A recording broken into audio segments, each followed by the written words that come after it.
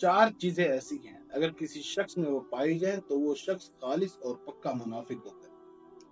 حضور نے فرمایا اذا اؤتمن خان، جب اس کے پاس کوئی امانت رکھی جائے وہ اس میں خیانت کرتا ہے۔ منافق جو ہوتا ہے وہ خائن ہوتا ہے، اس کے پاس جو بھی امانت رکھی جائے وہ اس میں ضرور خیانت کرتا ہے۔ اور ہم اس نبی کے ماننے والے ہیں، اس نبی کے امتی ہیں کہ جن کے گھر کے باہر کافروں نے محاصرہ کیا ہوا تھا، ننگی تلواریں لہرائے ہوئے ہیں کہ آج حضور کی زندگی کا چراغ بجھا دیں۔ اور حضور اس طرف حضرت علی کو وصیت کر رہے ہیں کہ صبح سب کی امانتیں واپس کر کے تم بھی مدینے آ جاؤ۔ ہم تو اس نبی کے ماننے والے ہیں، تو ہم کسی کی امانت میں خیانت کیسے کر سکتے ہیں؟ اور امانت صرف مال میں نہیں ہوتی، المجالس بالامانہ، اگر مجلس میں بھی کوئی ایسی بات ہے تو آپ اس کے چھپانے کے پابند ہیں، آپ باہر جا کر اس کی تشہیر کر دیں، یہ بھی خیانت آتی ہے۔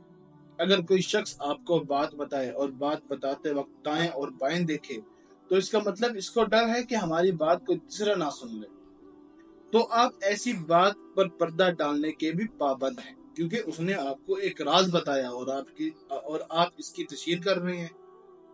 تو مومن کی علامت کیا ہے کہ وہ خیانت نہیں کرتا، اس کے پاس جو بھی امانت رکھی جائے وہ خیانت نہیں کرتا۔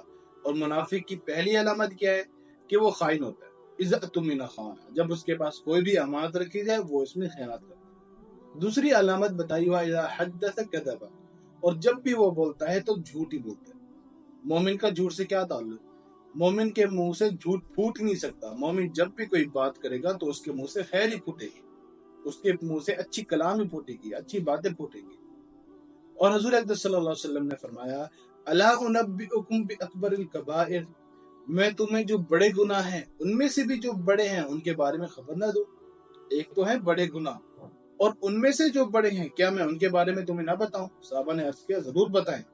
فرمایا الاشراک باللہ، اللہ تعالیٰ کے ساتھ کسی کو شریک ٹھہرانا، اللہ تعالیٰ کے ساتھ کسی اور کی عبادت کرنا، وعقوق الوالدین، اور والدین کی نافرمانی کرنا، وجلس وکان متکئا، تیسری بات بیان کرنے کے لیے حضور ٹیک لگائے ہوئے تھے، حضور ٹیک چھوڑ کر ایسے آگے آ گئے۔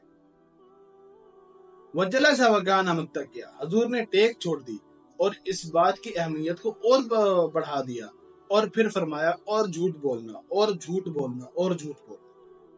اور حضور نے اتنی بار یہ الفاظ فرمائے کہ صحابہ رضی اللہ عنہم اجمعین فرماتے ہیں کہ ہمیں یہ وہم پیدا ہونے لگا کہ حضور ابھی خاموش ہو جائیں گے، کیونکہ ہمیں اس بات کی اہمیت تو معلوم ہو چکی ہے، لیکن حضور پھر بھی فرماتے رہے اور جھوٹ بولنا، اور جھوٹ بولنا، اور جھوٹ بولنا۔ اور ایک اور روایت میں آتا ہے جھوٹی گواہی دینا، یہ دونوں الفاظ آئے ہیں۔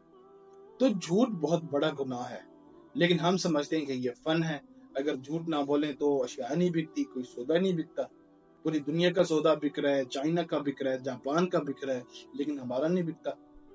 تو ہم اشیاء نہیں بیچ رہے ہوتے، ہم اپنا سودا نہیں بیچتے، ہم جھوٹ بیچتے ہیں۔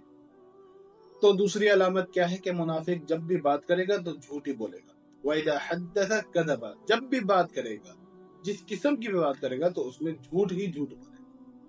تیسری علامت بتائی وَإِذَا أَحَدَ غَدَرَ، کہ جب وہ وعدہ کرے گا تو وعدہ توڑ دے گا، وعدہ شکنی کرے گا، جب بھی وہ وعدہ کرے گا وعدہ توڑ دے گا۔ فرمایا لا دین لمن لا عہد لہ، اس کا کوئی دین ہی نہیں ہے جس کا کوئی وعدہ نہیں ہے، بات بات پر جھوٹی قسمیں اٹھا لے گا، اپنے آپ کو سچا کرے گا، تو یہ بھی منافق کی علامت۔ اور چوتھی علامت فرمائی وَإِذَا خَاصَمَ فَجَرَ، جب وہ کسی کے ساتھ جھگڑا کرے گا، جب اس کی کسی کے ساتھ لڑائی ہو جائے گی تو وہ اس میں گالیاں بکنا شروع کر دے گا۔ جب بھی کسی کے ساتھ لڑائی ہوگی، چاہے وہ ہاتھوں کے ذریعے ہو یا باتوں کے ذریعے ہو، پھر بھی وہ گالیاں دینا شروع کر دے گا، چاہے وہ چھوٹی سی ہو یا بات بات میں بحث کرنا ہو، پھر بھی وہ گالیاں دینا شروع کر دے گا۔ تو حضور نے 4 علامات بتائیں، اگر کسی شخص میں کوئی ایک علامت بھی پائی جائے تو وہ پکا اور خالص منافق ہوگا۔